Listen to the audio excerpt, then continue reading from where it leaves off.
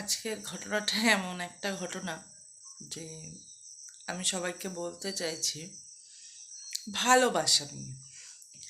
আমার এক বান্ধবী আমাকে হঠাৎ ফোন করেছে, প্রায়ই করে। তো ফোন করেছে, করে বলছে উম, আমার নাম ধরে বলল, কেমন আছিস, কী করছিস।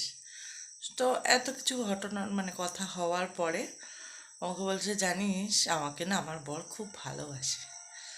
তো মেয়েদের কাছে এটা স্বাভাবিক নয়, এটা বিশাল বড় কিছু পাওয়া মনে হয় প্রথম প্রথম, যে ওর বর ওকে খুব ভালোবাসে।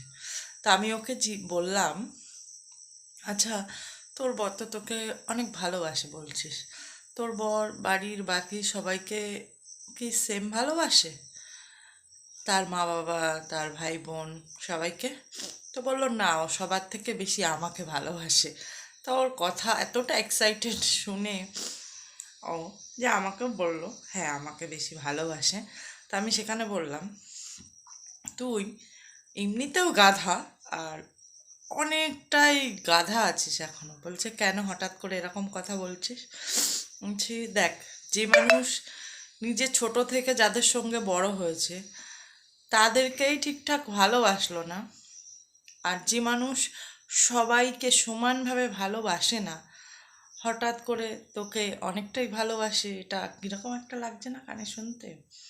ভালো যে মানুষ হবে সে সবাইকেই সমান ভালোবাসবে, সে মা বাবা হোক, তার বউ হোক, তার প্রিয়জন হোক, আর যেই হোক, সন্তান হোক।